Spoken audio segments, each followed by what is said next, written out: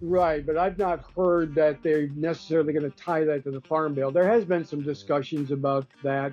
Well, hi, everybody. Welcome back to the Comstock Channel. I'm Marlins Bohling with you. Good to have you with us as we venture further into the ag industry.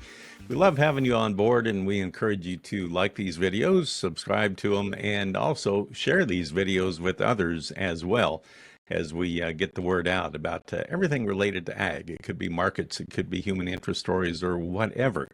Well, today, my very special guest is Mike Sheats, and he happens to be with USDA. Let me get this title right here for you, Mike. It's a fairly long title: Livestock, Poultry, and Grain Market News Division Livestock and Poultry Program that you work with. And Yeah, that's a long title. You used to actually be based in Des Moines years ago, is that right? yeah, I was in Des Moines from 1986 to 2000 Okay. years But now ago. you're So, working more on the East Coast, I understand, well, on I the, transferred to Washington back in 2000 and been there ever since. So, okay. and my title is actually very short. It's just director of Livestock Director. and Grain Market News. I like that. Yeah, you can fit that on a smaller door doing that. Well, it used to be smaller. It Okay. used to be chief, but we changed things. The reason I want to have you on here, and I'm glad you could spend a few minutes with us. You guys have a meeting coming up in Des Moines, and it'll be coming up not right away, but it is going to be in mid to late August. And it's going to be geared more, I believe, for the swine and pork producers out there. Is that correct? That's correct. Okay. So tell me about this meeting. What do you call it? When is it going to be and where and all that good stuff? Well, we're calling it the swine pork stakeholders meeting. And the reason we're having it, Marlin, is Congress had the Livestock Mandatory Reporting Act is up for reauthorization every 5 years. The last time that was reauthorized, it was in 2015. It hasn't been reauthorized since. They just keep extending the authority without any full reauthorization. When they were starting to get prepared for what would have been the 2020 reauthorization, they had asked us to be able to go out and hold stakeholder meetings with the industry to put together information that could inform any possible changes to LMR during that 2020 reauthorization. As part of that, we held industry stakeholder meetings, including with the swine and pork industries in 2017. Subsequently, following those meetings, we put together a report to Congress. Long story short, reauthorization was not done in 2020. It's not been done since 2015. And so that information has gone nowhere. Since 2017, there's been a lot of changes in the swine industry. And in talking with our partners in the swine industry, we've come to the agreement that we probably need to sit down and start talking about, without Congress telling us, maybe sit down and start talking about what are the changes that have occurred, how do they affect reporting, and what do we want to do about it. And that's really the impetus for the meeting. Try to bring everybody together, just talk about what's going on, and does LMR address it? Do we need to make some improvements, some changes? What do we need to do? So, what are some of the changes that have really caught your attention that might need to be looked at as far as changing how the reporting system is done? I know it used to be when I was younger, everybody had hogs. Now it's more of a closed industry nowadays, a lot of commercialized hog production. And I just wondered how that complicates things for you guys. Well, I think some of the biggest changes we're seeing, we see things like the Prop 12 in California, Proposition 12. That's created an issue with pork, where the industry, well, the history on Prop 12, where it went through the Supreme Court and they ruled that it was legal. So the industry had kind of been holding its breath, hoping that nothing was happening on there. When that actually went through, the industry started moving to provide that sort of product. We've been able to do some things to be able to capture some of that information that the industry needs to see the development of that. Um, we probably don't need to make any changes to LMR to actually continue to do that. When I say that, I mean that there's some administrative things we can do internally with the cooperation of the covered packers to be able to provide that information. And that's how we've been getting along. There's been a few other things. There's been a big rise in producer ownership of a lot of the packing plants. They come with their own needs and their own requests. And so we've been approached in the past about maybe taking a hard look at trying to get more information into the pork cutout to make it more comprehensive, particularly a lot more of the specialty type products that are trading out there to show the added value in that. Um, that, and then there's just a bunch of little items and stuff that people have brought up. Some of them were vestigial, left over from the 2017 meetings, things that were proposed and nothing came of them. Some of those are being brought up again, some different things. You know, we have a base hog out there, which no longer exists. The information that we're showing for a base hog, that hog doesn't exist anymore. Hogs have gotten much larger and much leaner. We're actually proposing some changes to that to provide a much more current update on what's going on there. Don't know that that's going to require an LMR change as well. So, Marlon, a lot of what I'm looking at might not be necessarily LMR, but generally AMS does not do things unilaterally. So we'd like to have the industry come together and discuss these issues, and then we would rather take our lead from them. So we generally don't, as a rule, unilaterally make changes to LMR. LMR is for the benefit of the industry. We administer it. We really want the changes to come from the industry. Who would you like to see attend this meeting? Or it's a 2-day meeting, I guess. Well, obviously, we want to have producers. One good reason for having it in Iowa, I guess there's a few producers in that part of the country. But I also understand that producers are busy. They're busy people. They're running businesses, and they can't always take time out of their week. So then we would have trade organizations such as the National Pork Producers that could represent them. They would be in attendance. At the same time, we're also asking the packing industry to be there. And we've heard from quite a few of the major packers that do intend to be there and have a presence there. That's the primary audience that's going to be there. And at some point, we can talk a little bit about the layout of the meeting and how that kind of fits into the two different types that are going to be there. Also, with the packing industry, not only would they be there, but also their trade groups would be represented, such as the Meat Institute. They could certainly are welcome to attend. So I assume this is going to be an interactive meeting throughout. The first day is going to be, we're going to have a virtual session on the first day where it's going to be for in-person and virtual. And we did that so that we could provide a lot of producers, a lot of people who couldn't make that. We could provide them the opportunity to be able to listen in, ask questions, that sort of thing. A big part of that day is going to be opening. We're going to provide some time for members, attendees, to be able to make some short statements on some things that they see as being important.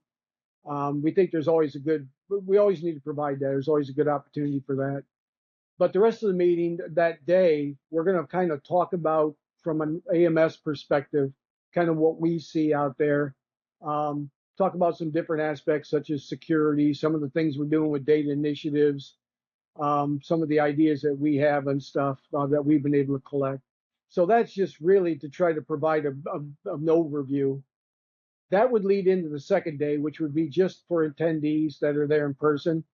And that's really meant to be a roundtable discussion, an open discussion, not presentations, a discussion about what are the issues that are out there, and let's talk about them so that everybody fully understands everybody's position on the issues and the issues themselves. Now, do you ever get into tracking things that are not domestic? For example, there's a lot of interest in, for example, Chinese hog production. Does your agency ever even dip your toe into that water at all or not? Or is that something that could change? Under my shop, we wouldn't have any authority to do that. Obviously, the LMR, Livestock Mandatory Reporting, doesn't cover anything that's going on outside of the country. It does, on the lamb side, require importers of a certain size that import lamb to be able to report, but there's nothing similar to that on pork or beef for that matter. And our agency really wouldn't be involved in that. We do have the Foreign Ag Service, and they would be the ones who would provide the information on what's going on with, in this case, hog production in China. Okay. I know that's always kind of a big question mark out there. It's hard to get information out of that area, and I didn't know what could be improved in that regard. How much of this depends on what happens with the farm bill anyway? Could that kind of throw cold water on everything you accomplish? I don't know from the preliminary reports on what's being discussed for the farm bill. I don't know that anything directly relates to LMR or hog reporting. So no, I don't believe there's anything in the farm bill right now, at least any versions that have been put out publicly. It sounds like on Capitol Hill, everybody is definitely in favor of continuing livestock reporting. They think it's an essential business, right? Right, but I've not heard that they're necessarily going to tie that to the farm bill. There has been some discussions about that, but here again, people just throwing out ideas and stuff. There's been talk about maybe changing the reauthorization from 5 years to maybe a longer period. But here again, we take our marching orders from Congress. Whatever they decide, that's what we do. So, um, we don't petition the Hill for anything. They tell us what they want, we make it so. So, do you have any a layout of the topics you're going to cover, like on day one and day two yet? We've been fleshing that out. We got disrupted by this thing that happened yesterday, so we've been fleshing out that we hope to have that, and we will have that posted plenty of time prior to the meeting. That would be available on the website for the meeting. So yes, we definitely want to let people know so they know whether it's worth their trip to go up there. You know, you bring up a good point. I wondered, is there a source or a resource that you can direct our audience to go to keep up to date on the latest developments on this meeting as it's being organized, or to just learn about how it's going to be conducted and everything? Well, the best source is going to be our website. Um, we don't have anything up there. We have the information from the last round of meetings that I spoke about earlier that happened in 2017. We'll probably more than likely place it there, but we haven't finalized that yet. Ideally, what we'll do is once we get the agenda finalized, we'll put that out in some sort of a notice to the industry, and then direct them to that website to have that information.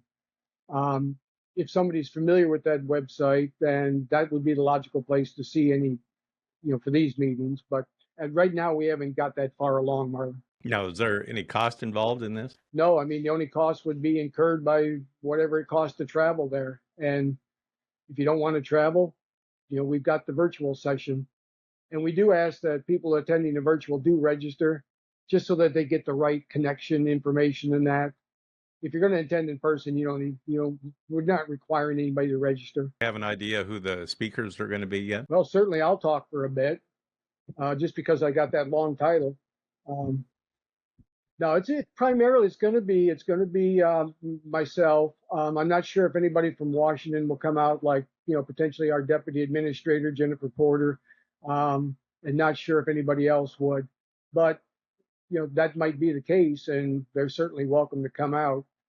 Other than that, it's going to be a lot of our livestock mandatory reporting staff located right there in Des Moines.